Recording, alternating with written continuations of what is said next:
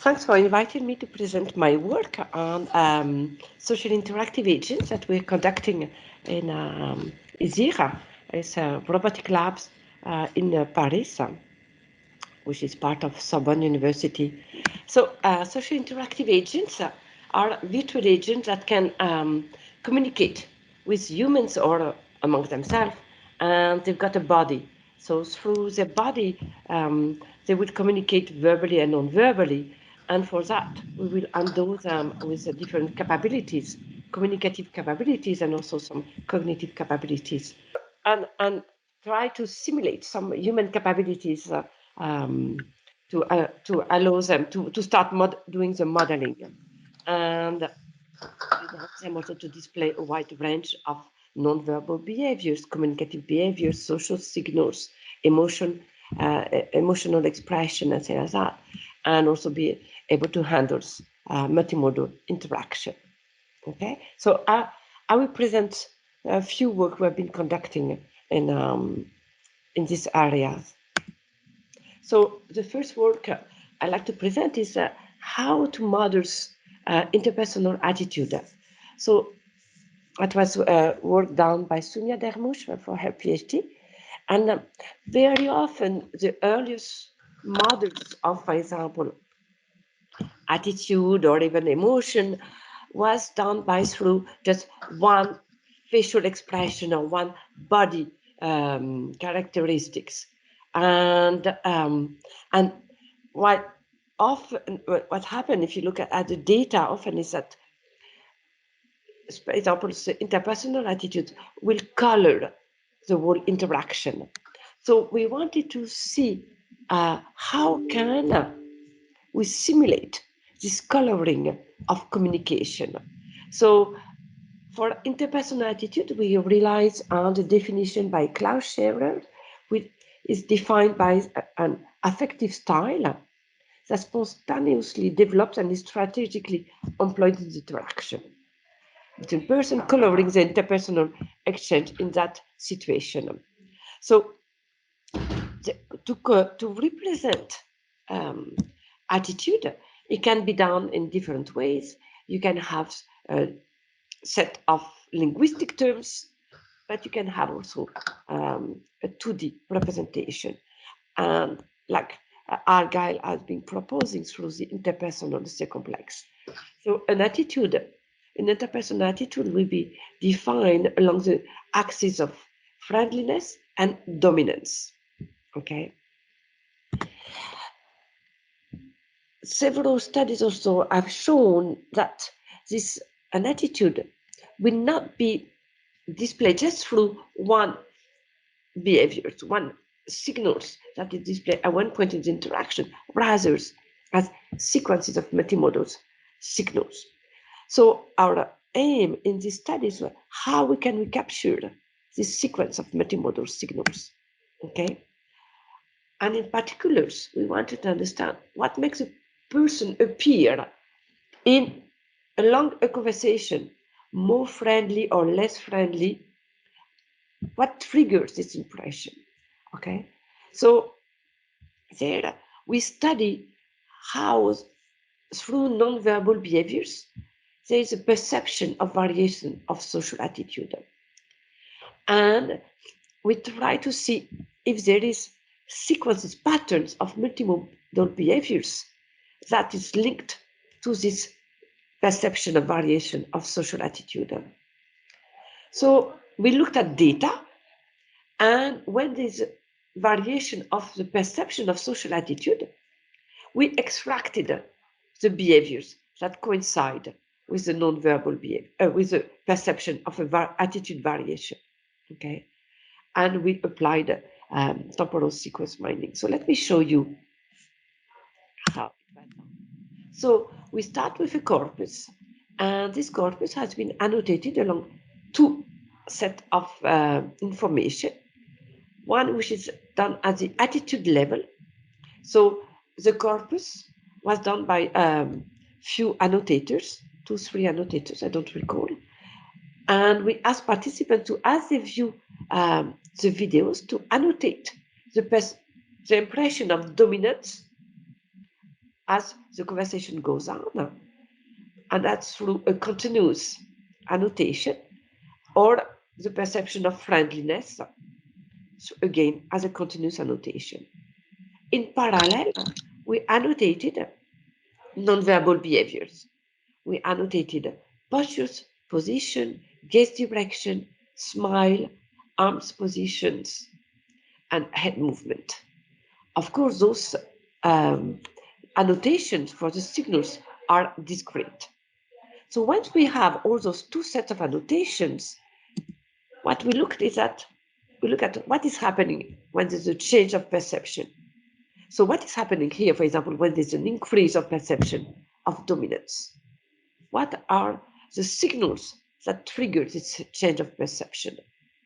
So we looked at and we extracted the nonverbal behaviors that coincide with those shifting in perception, and we get a data set of sequences of nonverbal behaviors linked to, for example, here, dominance increase.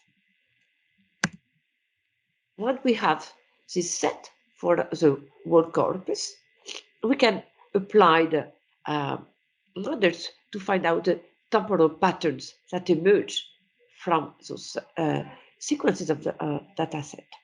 All right. And when we got that, we can apply it to the verb, to a virtual agent. Okay.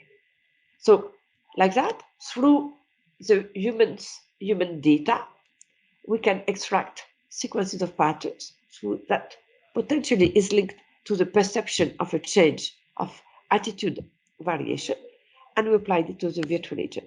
However, we need to validate it. So first, let me show you some examples of here dominance increase, and those are the signals extracted from our model. We will contact you within 1 week to let you know what we have decided. Okay, so for the rest position, body postures, all those were done through the model dominance decrease. In your previous professional experiences, what made you the most proud? So here we have a smile, no posture positions, posture shift, and things like that. So once we've done that, we needed to evaluate the models because it's not sure what is done on the pattern that is found in human data would produce the same impression on virtual agent. So we did a comparative studies. First, we compare neutral behaviors. For us, neutral behaviors here was without attitude. So it was only conveying the communicative behaviors, not the social attitude. And we asked participants to compare the different videos using different adjectives. So for that, we use the Layery set of adjectives that can be defined along the attitude wheels. Okay, so we define two set of parameters, two set of adjectives per octet, as you can see here. And we ask, so for even when we look, for example, at a variation of along the axis of dominance, we also ask participants to answer along the friendliness variation. So like that, we could measure if there is any correlation between the perception of attitude. And you can find here that, for example, dominance increase, there is a positive correlation with some adjectives like aggressive, forceful, arrogant, defiant, and distant, and negative correlation with some other adjective, cheerful, helpful, and warm. Identically for the friendliness perception. So like that, it allows us to simulate, to validate the models of social attitude. There's a topic that we are very much into studying in the lab right now is this notion of adaptation. So it's another research area we're conducting. And during human-human interaction, but also during human-agent interaction, there's a lot of different mechanisms of adaptation that occur. And those adaptations have a different function in the interaction. First of all, they favor engagement, they increase the rapport, they establish trust between the participants and all that. And adaptation can be signals through many different phenomena, many different mechanisms. Yeah, of course, the back channels, imitation, synchronization, and things like that. So we wanted to see how can we handle the virtual agent with adaptation mechanisms. For that, we considered different aspects of adaptation. And the aim of the study was always to build those agents that can optimize engagement and manage the interpersonal relationship with the users. Okay. So here, the research questions that we address is how an agent able to perceive user state. So to get some information about an interpretation about his mental state or emotional state, and to adapt her state would affect the user's perception. Okay, so how the adaptation of the agent behaviors would affect user's perception, and also how does it impact user perception of the interaction within agent. So it's perception of the users and perception of the interaction. So for that, we could conducting different studies where the agent adapt its behaviors to the users' behaviors to enhance engagement. And where we can show 3 different studies we've been conducting: adaptation at the non-verbal behaviors level, adaptation at conversational strategies, and also lately at the cues level. And I explain each of them. So for the adaptation, we considered again 2 dimensions that are very often looked into human-human interaction. So it was those dimensions as warmth and competence, and they can have a very different meaning and different functions. But here we look at one particular aspect which is linked for warmth at sociability. So it will be cooperation factors such as friendliness or likability. And for the level of competence, there could be cognitive competence, functional competence, or social competence. And here we are interested in social competence. That means the ability to manage an interaction and to maintain interpersonal relationship with the users. Okay, we don't look at cognitive or functional competence. So the first thing is that we wanted to see also, as we did for the social attitude, interpersonal attitude, we wanted to see what are the non-verbal behaviors that gives the impression of warmth and competence. So we went back to analyzing a corpus of human-human interaction. So here it was a Noxy corpus, and we did the same type of annotation.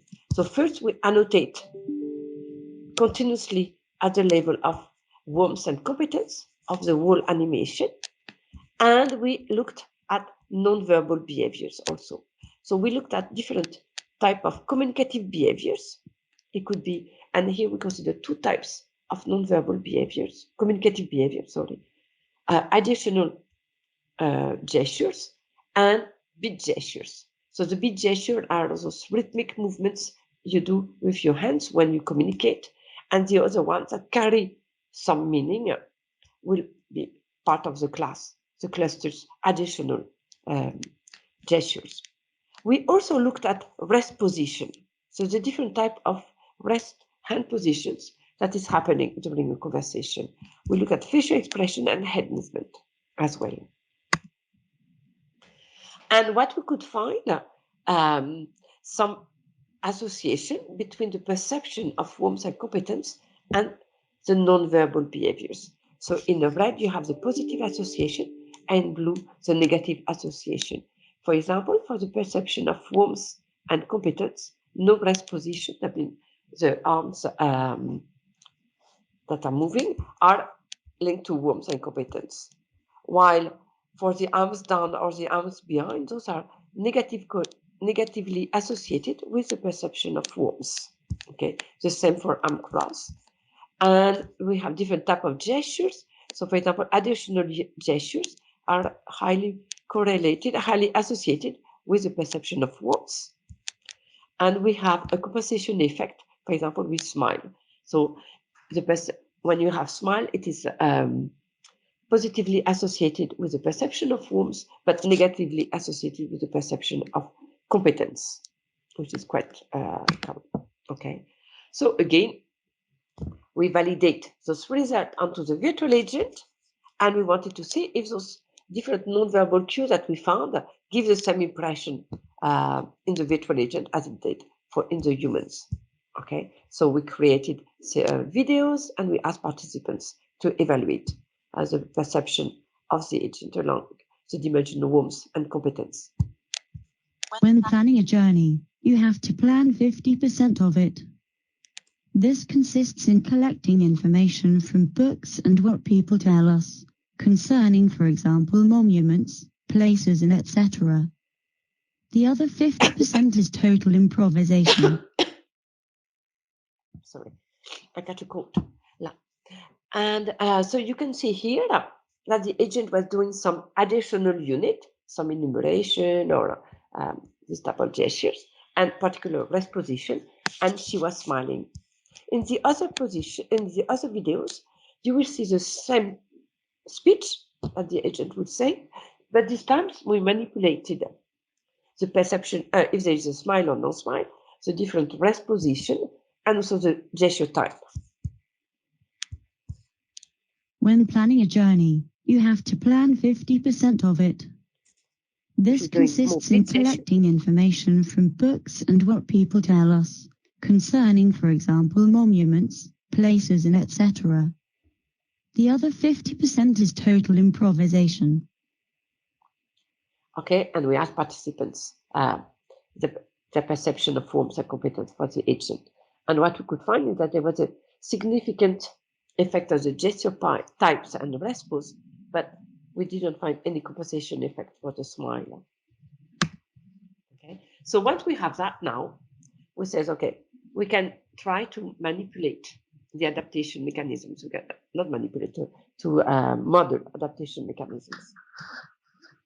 So we have this architecture for the virtual agent, which is quite common. So we have the humans that is communicating with an agent, and the humans acoustic and visual behavior is being analyzed, and those are sent to dialogue models, and the dialogue models will be the output of the dialogue model will be sent to the agent platform to compute his nonverbal behaviors. And we have adaptation mechanisms, and here we will consider different type of adaptation mechanism. Okay, so we also define a scenario in which we could compare, we could validate our models, and we were lucky to be able to place the agent in a museum of science and industry in Paris. It is the largest museums of science in Paris, and the participants were the museum visitors. The agents were playing as a virtual guide for an exhibit on video games, because there was an exhibit on video games at the time for the museum. Okay, and for the different studies we've done, it was done in 3 different stages. First, the participants will fill in the NARS questionnaires. It's a questionnaire that was done for the robot, but we adapted for the virtual agent, and is to learn the a priori attitude of the participant towards the agent. Then the participants interacted with the agent, and after they filled in some post questionnaires, perception of the agent and interaction quality. Okay, so the first study what was done is that we wanted to learn what is the best combination of nonverbal behaviors for the agent to be perceived as warmth and socially competence. Okay, so for that we also took into account the user's impression of the agent. Okay, And this is work that was done in collaboration with the University of Geneva, where they developed models to detect users' impression from the analysis of the facial expression of the users. Okay, so we get from that the impression of warmth and competence that the users have of the agent from their facial expression. The adaptation mechanism here is between a dialogue models and the agent's behaviors. And we considered reinforcement learning. That means that the agent will choose at any speaking turns the type of gesture he will do, the amorous positions, and also what he would say, but also if it will a smile or not. And the reward function will be the detected impression. So at every speaking turn, the agent will select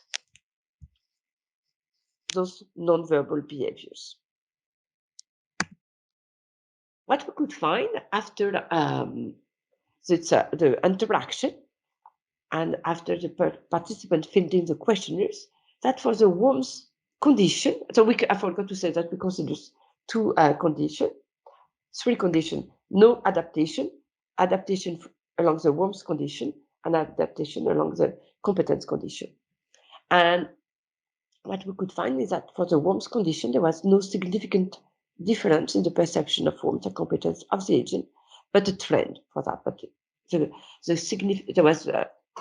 difference was not significant.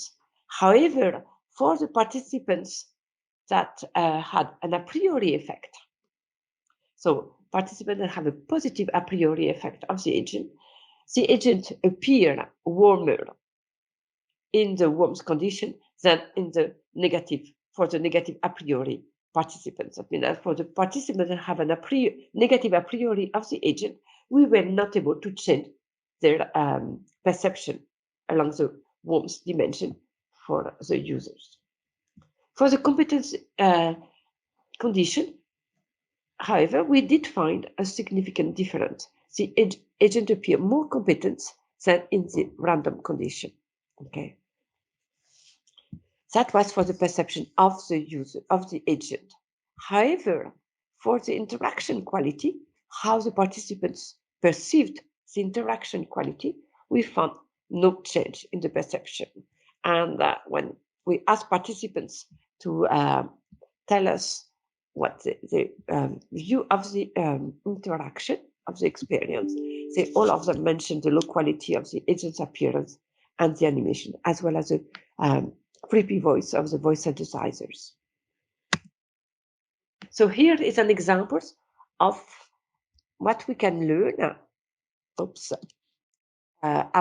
after an interaction.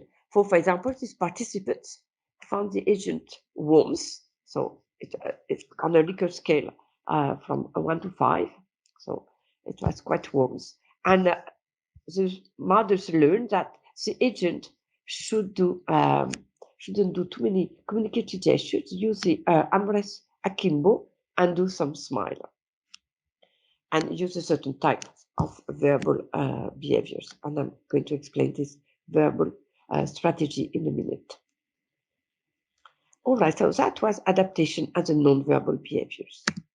Another adaptation we've done was as a conversational strategy, because I mean, have you seen, it was the dialogue models we output what the agent should say, and we adapted just how it's going to display. Now we wanted to see more on, to see if we could do some adaptation before detecting the nonverbal behaviors, okay? So here, the aim of these adaptation mechanisms is to learn the best combination of conversational strategies so that the agent can increase engagement with the users, okay? And we looked at the conversational strategies that are linked to warmth and competence. And we particularly looked at four types of conversational strategies: ingratiation, supplication, intimidation, and self-promotions. And the reward function, we use again reinforcement learnings, was users' engagement that was computed based on its nonverbal behaviors. So once we got this conversational strategy, for example, ingratiation, is that you want to increase your perception of warmth. Supplication is that you want to increase your perception of warmth, but to do so, you decrease your perception of competence. And it's the same for self-promotion. To appear more competent, you will modify your self-promotion. Simply you modify your perception along the dimension of competence. But for intimidation, the strategy implies that you lower your perception of warmth to increase the perception of competence. Okay. So how can we implement those different conversational strategies? For that, we rely on work done by pennymakers or other colleagues and work we've done in early studies also, whereby modifying the use of we word, I word, you word, other level of formality, length of the sentence, we could manipulate the different conversational strategies. For example, if the intention, communication is to explain the topic, the supplication could be done as I think that while you play, there are captures that measures ton of stuff, so not very formal language, and saying, I think so, more on that. And it can be accompanied with smiling and big gestures. While for the same intention, but in the intimidation conversational strategies, we will use you word while you play video games. Several captors measure your physiological signals, and it will be much more formal sentence, and this sentence could be accompanied by additional gestures without any smile. Okay? So here is the same setting. We have an interaction with a virtual guide. The agent is playing a virtual guide in the museums, and we have 6 conditions. We have the different type of adaptations for the 4 conversational strategies. It could be random, or it could choose to adapt along one conversational strategy only: ingratiation, supplication, self-promotion, or intimidations. The result here is that this time it was a primacy of warmth dimension, that the agent appear warmer for the condition of supplication and ingratiation. That was our hypothesis. And for the condition of self-promotion, it was the same level of warmth. So somehow there was an halo effect with the perception of competence. For intimidations, here there was also an effect because the agent appeared much colder than in the other conversational strategies. And the interaction qualities here, the adaptive agent managed to increase users' engagement and users' preference also. So these times we managed to have an impact. Adaptation mechanism had an impact on the perception of the interaction quality. So here you can see the output of the reinforcement learning algorithms, that for different participants here in interaction, you can see that the algorithms choose randomly between the different elements, and at one point manage to somehow converge for a given type of conversational strategies. And that would be different for each participant. The third and last studies we've done in that is that something we're currently doing. We've done the first models, but now I'm going to present the models that we are updating right now. The last models of adaptation we're looking at is really what is happening at the synchronization level. I mean, really the low level behavior matching that we can have during an interaction, where we have this interactive loop between at the behavior at the cue levels between the participants. So the idea here is that we have this link between the adaptation mechanisms will look at users' low-level behaviors and have an effect on the agent behaviors. That means that the agent will adapt to the user's behaviors, hopefully by creating a loop between the two participants, I mean the agent and the users. So in this particular setting, what we've done is that we wanted to capture the adaptation of the interaction at the cue level. So look at the behavior matching and interactional synchrony. And like that, we can predict the agent behaviors, okay?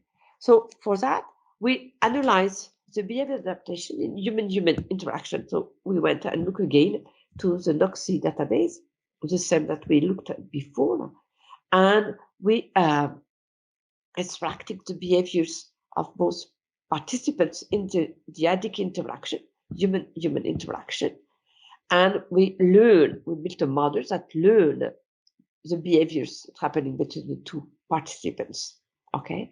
And we applied sequence mining, LSTM mining models for that, and with some attention mechanisms to really focus on some particular behaviors. So far, we've been looking mainly at upper face, upper body, so facial expression, smile, gaze direction, and head rotation. And the output of the models is to predict the multimodal signals of the agent. So we learn the models on the human data, and after it's given the behaviors of the human data, predict the behavior of the agent. So let me show you a first behavior that we've been doing, a first study, where here we have the humans, and we replace her interaction partners, human interaction partners, by a virtual agent. And the behavior of the virtual agent is completely driven by our models. Parce que j'ai tellement pris l'habitude de quand écouter, c'est pas juste pour écouter pour suivre, que maintenant, un matin, je me dis, ah tiens, j'ai envie d'écouter de la musique, je mets cette musique, et je suis pas du tout concentrée. Je suis avec eux, je chante avec eux, et, et là, j'arrête. Là, j'arrête, et je dis, parce que sinon, je vais pas bosser, là, aujourd'hui. Ah non, mais moi, pour bosser, je fais de la musique classique. D'accord. Du Chopin, ou des trucs comme ça, parce que sinon, non. Oui. Okay. So once we got that, we did some objective measures to validate. So we looked in particulars at a synchronization, and we one particular feature that we look is at smile. So we measured if in the models that we reproduce, do we capture the same synchrony level of smile? So when two participants are smiling with each other, or when one participant is smiling but the other one is not smiling back, and things like that. And also we're conducting some subjective measures regarding the perception of naturalness or human likeness and things like that. Right now we are conducting, we're developing the platforms to ensure that we have real interaction between the humans and the agent. So no more through just videos and third-party evaluation. This time we really to have it in real time. It's quite complex to do because it requires to have a real-time adaptation, so frame by frames of the virtual agent from the user's behaviors. Okay, so hopefully in a couple of months we will have data on that. So to conclude this part, I presented different studies to model different type of adaptations, and of course we need to conduct much more models, and in particular to consider different phenomena such as empathy, rapport buildings, building trust, and things like that we haven't looked at all. And we also want to enhance our objective and subjective measure for the evaluation.